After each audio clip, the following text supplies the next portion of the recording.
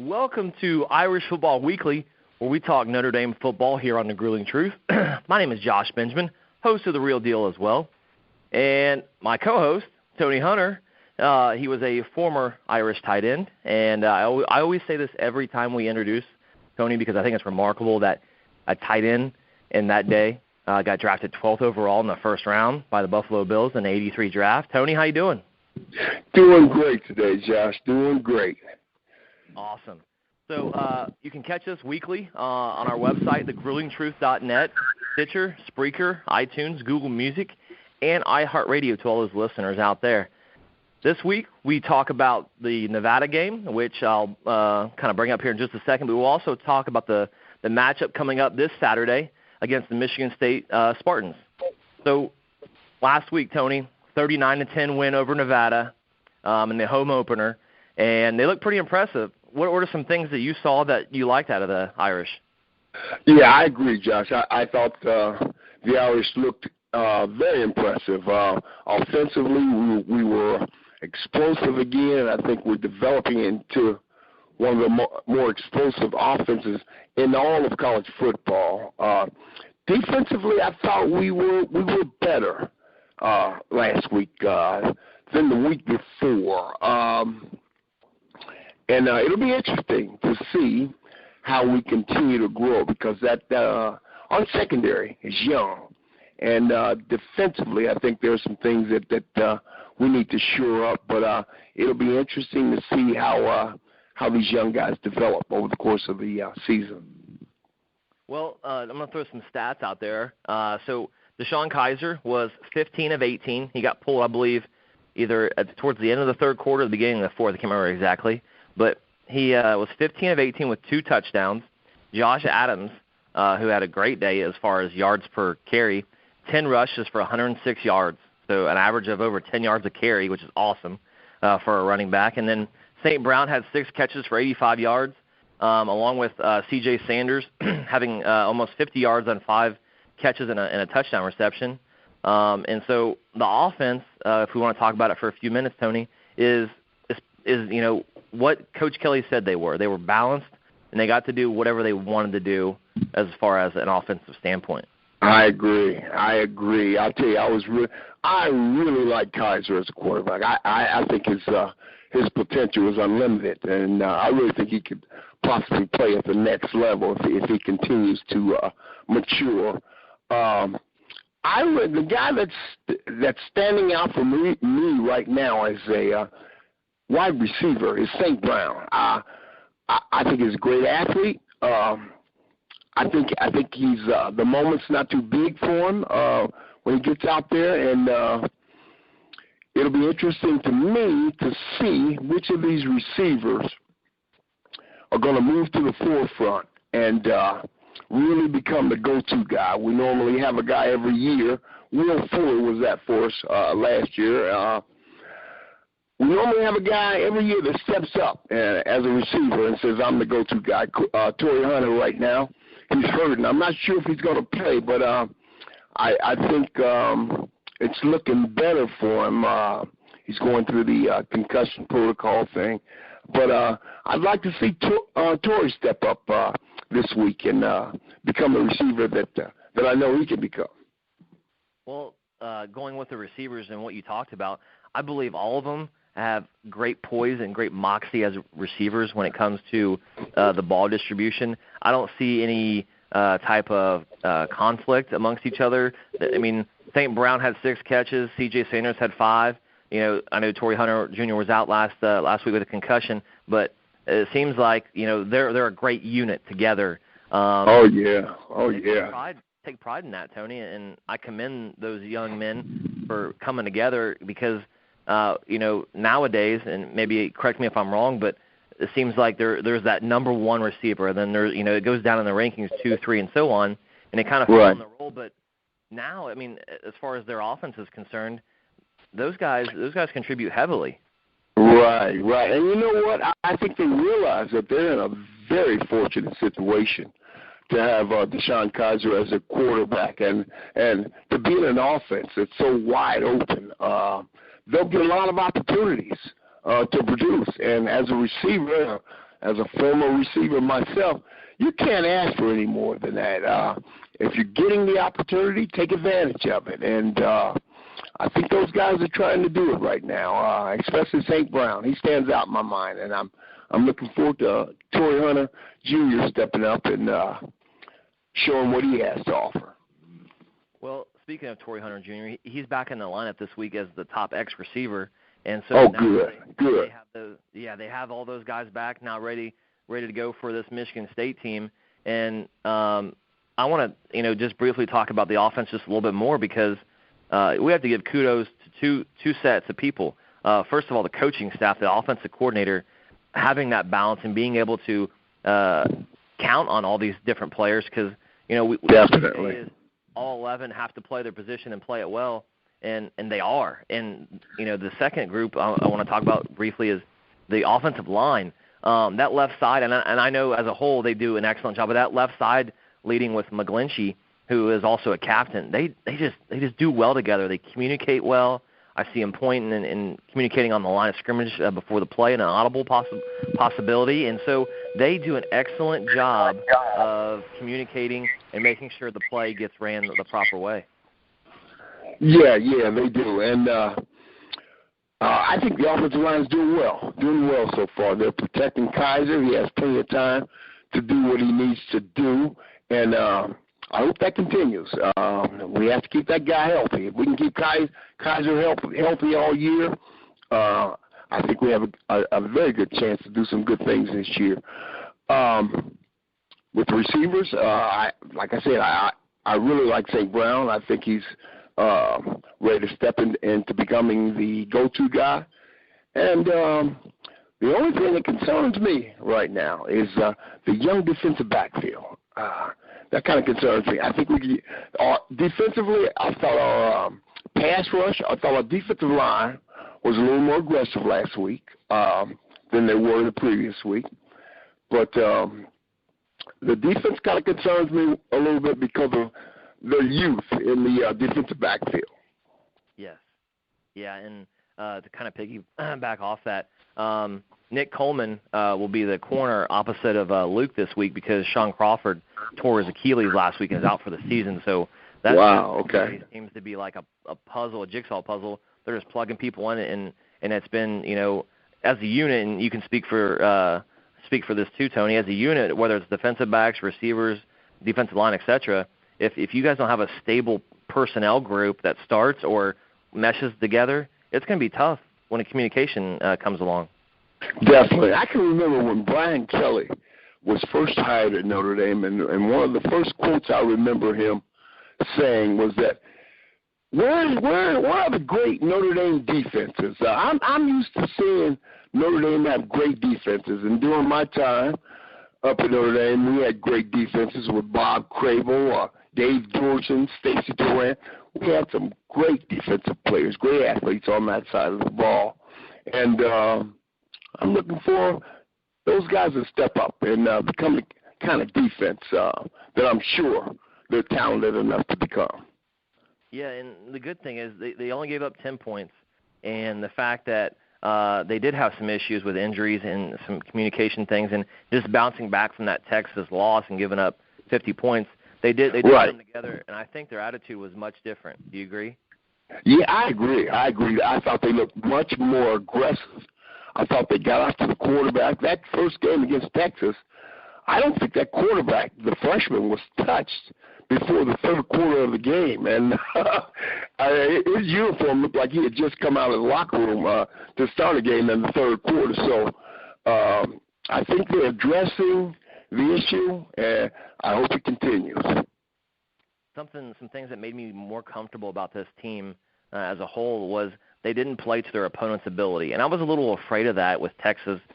I think they could have beaten Texas, obviously, if they did a couple different things defensively and could have made some different plays. But they didn't play to their opponent's ability this week against Nevada because, coming off a game like that, you don't know how they're going to react and how they're going to play. So I was pretty worried. Right. That first quarter, Nevada was putting up a lot of resistance. I was starting to get a little worried. But Notre Dame offensively, we just started putting up points, and I think we just outmanned them. Now, against Michigan State, it's going to be a little different story, I think. They'll be well coached. Mark D'Antonio, I remember when he was here at the University of Cincinnati, he was actually replaced, let's see, when Kelly left, how was it, D'Antonio left Cincinnati to go to Michigan State, and then Kelly came on and took over for him at the University of Cincinnati. Yeah, and so two guys from the area that we know pretty well. We know kind of their pedigree and background as far as having successful teams, and no doubt about this week against Michigan State, they're definitely going to be well coached. They're going to have discipline. Yep.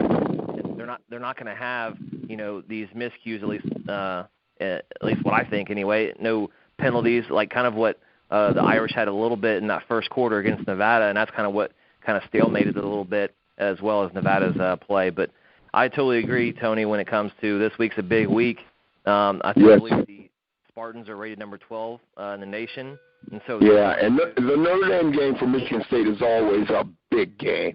Now, from my past experience, Michigan State has always been even tougher when you play them at home as opposed to playing them at Notre Dame.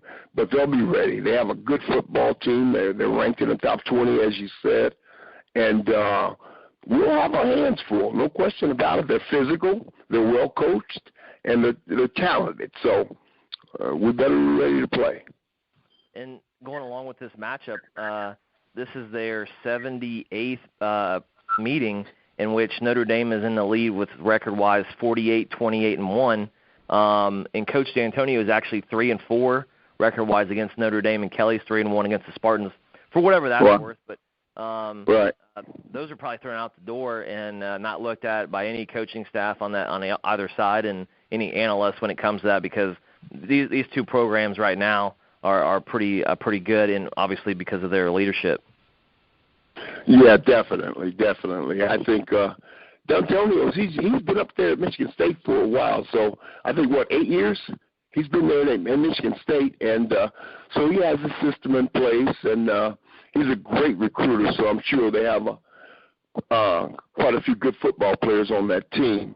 And as I said, they're well coached, and they'll come here to play. They'll come to Notre Dame to win, no question about that. It's just a matter of us being ready and that offense being ready to explode again this weekend, and for our defense to continue to grow and be aggressive and get after that quarterback, because D'Antonio has always liked to throw the football.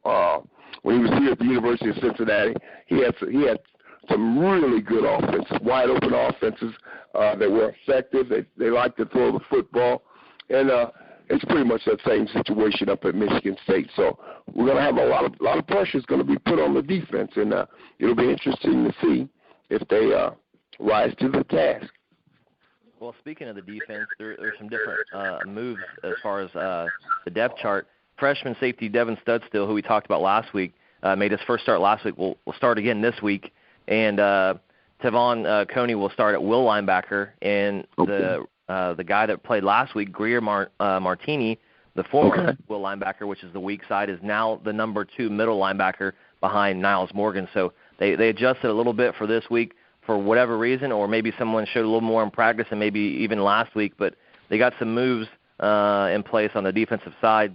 Good. They're trying to find the footing. They're trying to see the best outfit, the guys that are going to complement one another. And but I did see improvement from week 1 to week 2. I definitely saw some improvement defensively.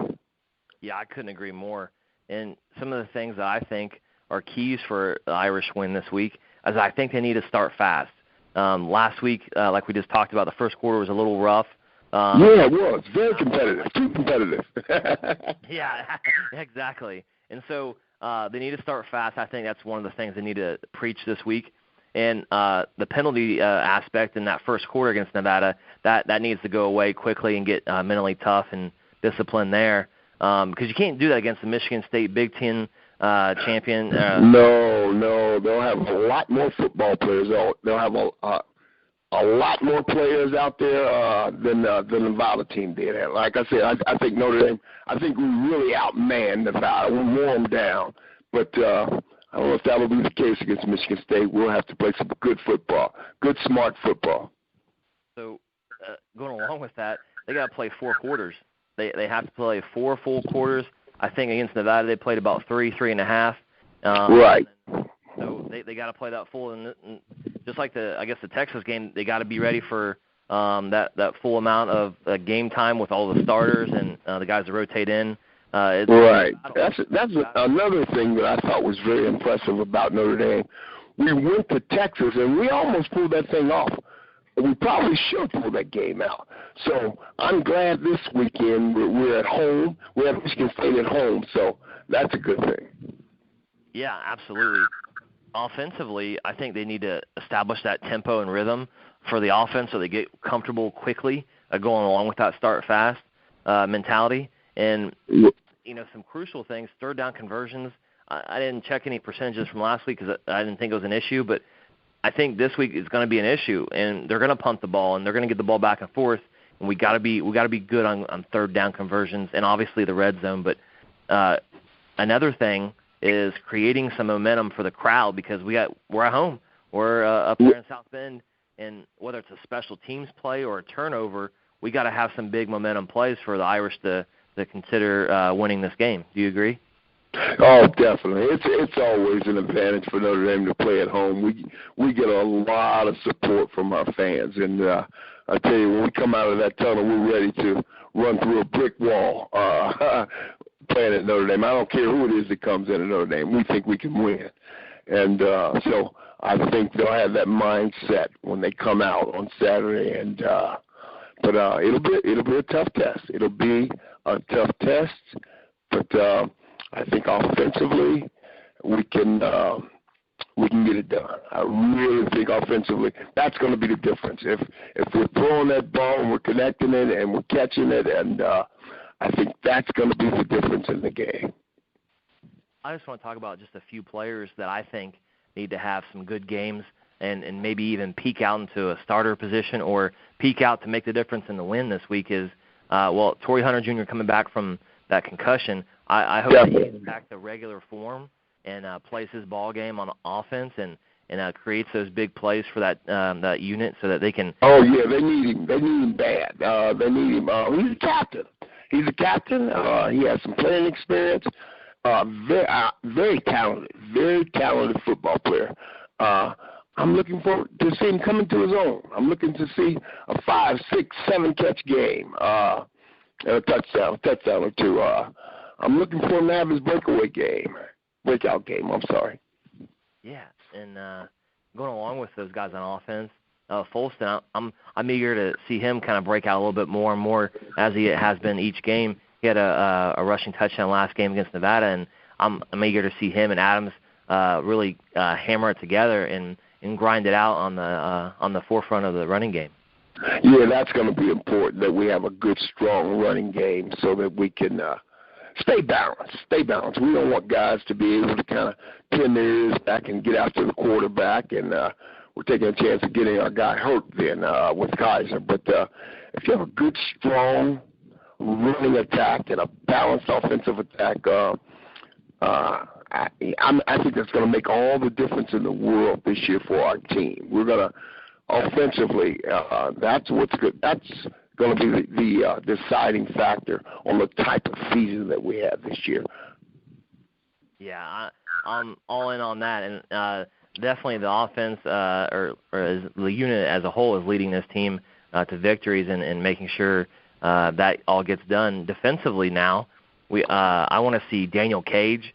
He's a rotator, if not a starter sometimes. He's actually in Cincinnati, Ohio. Went to school, and I'm eager on the defensive line to see him kind of get after it this week against the. Yeah, we normally have some monsters on that defensive line. That a couple guys that have gone in the first round into the NFL.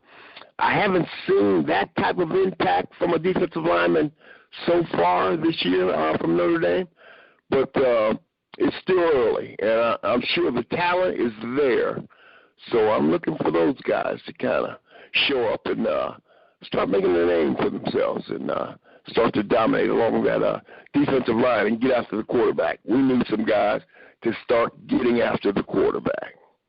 Yes, and going along with some of those keys that I talked about earlier about third down conversion defensively too. They need to be able to make that stop, make that stand, grind it out mentality, and make sure that we get the ball back on a kick, whether hopefully it's a punt or a field goal for our sake, or even a turnover for that matter. But that third down conversion is pretty crucial, at least in my opinion, this week. And I'll take notice of that and kind of give some stats next week on third down conversions and see if that was an issue or a positive thing for the Irish this week, both defensively and offensively. So, definitely.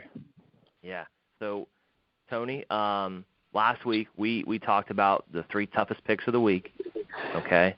And we both ended up 2-1. I thought 2-1. Is that right? Yeah, 2-1 apiece, and I thought one of us were gonna be over, but we picked some different games and won a couple. So good for us, right? Okay. So we're on the right page then. All right, good. So this week we have 3. I mean, they're really, really tough games. They're all ranked opponents. The first game, number 2 Florida State at number 10 Louisville. Who do you have in this game, Tony? They're at Louisville. Florida State at Louisville. Woo, that's a toughie. Yeah. That is a toughie. I haven't seen Louisville this year yet. Florida State. I'm going to have to go with at Louisville. I'm going to have to go with Florida State. They normally have so much talent that they just dominate talent-wise. So I'm going to have to go with Florida State. Yeah, they have athletes all over the field, and that's speed everywhere. Yeah. Yeah, I'm going to go with Florida State as well. Louisville has a quarterback emerging as a Heisman hopeful down there, but I think the athleticism of the defense and offense for Florida State's going to take over in this game, and it'll be close, I think, to some extent. Yeah. 13 points maybe if you consider that close, but yeah. Good. Now I can remember when Charlie was down in Louisville. They have a lot of talent. The Texas coach, they have a lot of talent. I'm not sure if they have that kind of talent right now down at Louisville, but if they do, it'll be very interesting to see if Florida State can go in there and pull one out. Yeah, so we'll see about that. The next game is number 1 Alabama at number 19 Ole Miss, so a SEC game. So Bama at Ole Miss. Yeah. What are your that's thoughts? That's always a tough game for Alabama at Ole Miss. I remember last year a friend of mine went down to see that game. It was at Ole Miss, and I think Ole Miss beat them. I think it was the first time they played. It was the first game of the year. But anyway, Ole Miss beat them, and I think the fans tore down both goalposts after the game. Jeez. Yeah. So that's a huge game in the South. But I am gonna go with Alabama. They should be fresh. They haven't played anybody yet, so.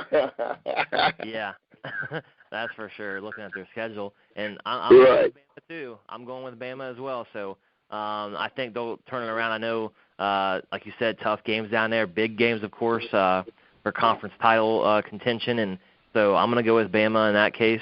The last toughest pick of the week is number 3 Ohio State at number 14 Oklahoma, and interesting. Yes. Well, there's another team, Ohio State, that should be well rested. They haven't played anybody yet. Yeah, and so going out to Norman and playing against Oklahoma. Oklahoma has something to prove now. If they're going to be in this playoff contention, they got to win this game, and if they don't, I think things got to happen for them to be able to be in contention for that playoff scenario. But I think I'm going to go for Oklahoma this time. You think Oklahoma, huh? You think Oklahoma? Okay, well, I'm from Ohio. I'm a Buckeye. And Ohio State's generally loaded with talent, and I think I haven't seen them this year yet, but I think they'll be loaded again this year, or they are loaded again this year. And it's going to be a tough game because Oklahoma always has athletes everywhere and a lot of speed, a lot of team speed. But I'm going to go with Ohio State. Okay. I'm going to go with Ohio State.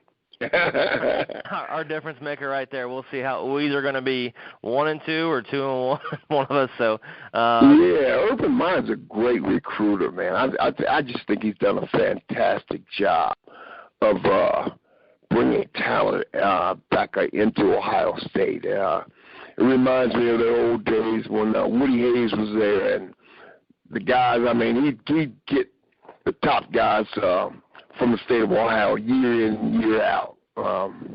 Yeah. And I think Urban Meyer's doing that now, and I think he's actually recruiting nationally pretty well now too. Yeah, and just kind of talk about that real quick. He changed that program. Not that it was a bad program at the time, but it wasn't Ohio State football when it comes to him coming in and those last couple years before he came in, and they were just not the same. And now, I mean, they're all over the place when it comes to like you said, recruiting and people with fans and oh yeah. I was reading somewhere. I think they had like 20 some odd. The Ohio State had like 20 some odd guys that made NFL teams this past year. That's unbelievable. That's like the Miami of Florida resemblance of the 90s and the early 2000s, right? Right. I mean, that means that your roster is deep with talent, and it's tough to make NFL teams. And so there are a lot of good football players up there on that Ohio State campus. And, Absolutely. Moving on, I looked through the schedule for college football and tried to find an upset of the week pick possibly. It's a ranked team versus an unranked team usually. This week that is the case. I chose, and maybe this is crazy, but I chose Rice over number 21 Baylor. Baylor's in some kind of disposition with things that happen off the field and coaching change and things like that. So I choose Rice over Baylor. What do you think? Oh, that's a fun. You know what? They are having some problems at Baylor right now. They are having some issues, but that's a fight for Texas right there. But yeah, I like that. I like that. That's a possibility. Rice may be able to sneak in there and beat Baylor because of the issues that Baylor is dealing with right now, I think. Yeah, and so that's the upset pick of the week, folks, and we'll see if that happens.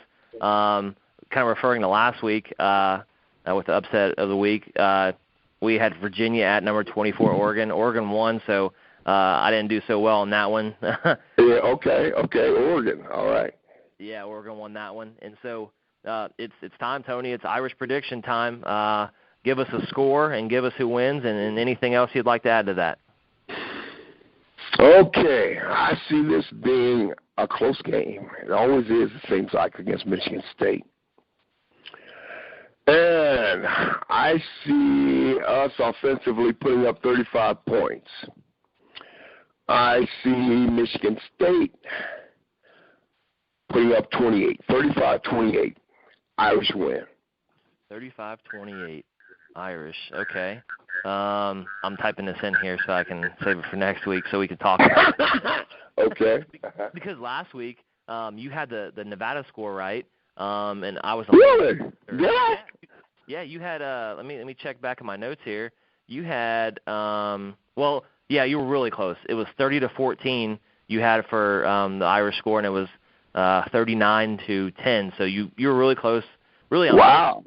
Yeah. So, you got lucky on that. Okay. So now my prediction is a little bit shorter in points. I do have the Irish winning. A little bit closer game. You have 7 points. I have 4. It's 24-20 Irish. I think Michigan State's going to have the ball last, and it's going to come down to the defense coming up, making a play, and hopefully they do, and which I have confidence in them, and we'll celebrate a win for the Irish next week again, going 2-1. That'll be a big one if we can get it. That will be huge for the program, for the players' confidence, and hope we do it. I can remember one time we went to Michigan State and played up there, and Carl Banks was at Michigan State, the great New York Giant linebacker, and man, I can just remember some of the wars we had up there at Michigan State. So the Irish should look forward to being home, be thankful that we're at home, and go take advantage of it and get the win. Absolutely. And I just want to say, off the topic a little bit, I love the little tidbits and the stories you tell about guys that you played against and the experience you had at Notre Dame, and then maybe opponents you played against, because I think for some of our listeners, maybe they're not that well endowed on that type of knowledge at times. Me for sure. I guess I should speak for myself because I started as a Notre Dame fan when I was real young, but I'm a little bit younger than you, just a few years though, and so. But I just want to say I really appreciate those little stories and tidbits about what it's like back in the 70s and early 80s, because it was a fun time. I went to Moeller High School, which we've been sending guys from Moeller to Notre Dame since the early 70s, probably. Steve Niehaus, Steve Sylvester, then Bob Cravel, myself, Tim Cagle. We can go on and on. So I've been a Notre Dame fan for a very long time. That's awesome. And so we're at the kind of the end here. I got a fun fact for the finish. Again, I looked some things up, and I didn't even realize this, but Brian Kelly is the 5th fastest coach to reach 200 victories as a head coach. Wow. At Notre Dame. Well, as a whole, as a head coach in general. Oh, okay. I see. Yeah. I'm sorry. Wow, that's pretty impressive. It took 70. I tell you what. When I saw him here at Cincinnati, he came in and there was an influx of talent. Some good football players. Guys were being drafted, and I felt that same way when he took the Notre Dame job. I said he'll recruit well at Notre Dame, and I think he has. I think the talent influx at Notre Dame is a lot better than it has been in years in the past. I just think he's a skilled recruiter, and he'll continue to do well up at Notre Dame. I think so. Yeah, and so so he reached 200 victories out of 270 games, which I think is pretty remarkable. But listen to this list of names, Tony, these legendary coaches' names that are ahead of him. He's in the list of Woody Hayes, wow. Tom Osborne, Joe Paterno, and Bo Schembechler. Wow. Those 4 guys are ahead of him. Those are the guys that are ahead of him. Okay. Wow. Yeah, that's very impressive. You would think that would make him want to stay put at Notre Dame and continue to win. Get a national championship at Notre Dame and stay around and possibly become the all-time winningest coach. Yeah, absolutely, and that's our plan, at least for him, right? Most definitely. I'd love to see it. Absolutely. Yeah, definitely. So, Tony, it felt like 5 minutes again. I love our discussion. Any final thoughts or anything you want to say before we wrap up the show? No, I tell you what, I love talking football. In particular, I love talking Notre Dame football. So it's been a pleasure, Josh. It's been a pleasure. Couldn't agree more. So, listeners, that's the wrap for our second show here on Irish Football Weekly. Don't forget to check out our website, thegruelingtruth.net, which will have multiple shows of your liking. For example, my other show, The Real Deal. And actually, Tony, you have a show as well. You talk Los Angeles Rams football, correct? Yeah, I sure do. And we had a tough one. Man, we took it on the chin last week up in San Francisco we didn't show much spunk at all against the 49ers, and which is unusual for the Rams because that's a big rivalry, and that's always been a big game for the Rams. So hopefully we can figure out what we're going to do with our quarterback situation, put the number 1 pick in the draft in there, and just let him earn his keep. Let him earn his keep. I think they need to make a change and play that kid. Yeah. So, listeners, you got multiple shows out there to listen to. Not only those two, but in this one, but multiple others on our grulingtruth.net website. You can also find us in other media such as Stitcher, Spreaker, Google Music, iTunes, and iHeartRadio. For my co-host Tony Hunter, this is Josh Benjamin signing off for Irish Football Weekly. Go Irish! Peace. Go Irish!